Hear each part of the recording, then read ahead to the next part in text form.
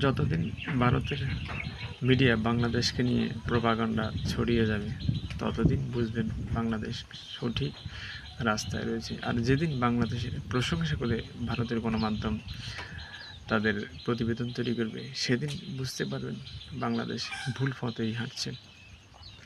সুতরাং বর্তমান ডক্টর ইউনূস সাহেবের অধীনে বাংলাদেশ শতভাগ নিরাপদ এবং সঠিক অবস্থানে রয়েছে। আসুন আমরা একটি নতুন বাংলাদেশ গড়ি। এই নতুন বাংলাদেশকে নিয়ে আমরা বিশ্বের বুকে মাথা উঁচু করে দাঁড়াই। সুতরাং ভারতীয় আধিপত্যবাদ বিরোধী যে আন্দোলন বাংলাদেশে অব্যাহত রয়েছে, সেই আন্দোলনকে এগিয়ে নিতে একটি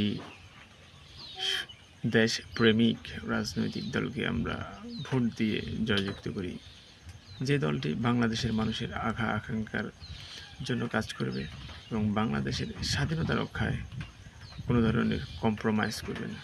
আসুন আগামী নির্বাচন অবাধ, সুষ্ঠু এবং বাংলাদেশের স্বাধীনতা রক্ষার নির্বাচন হোক। ভারতের দালালদের একটি কঠিন জবাব দেওয়ার জন্য একটি দেশপ্রেমিক রাজনৈতিক দলকে ভোট দিয়ে ক্ষমতায় নিয়ে আসি।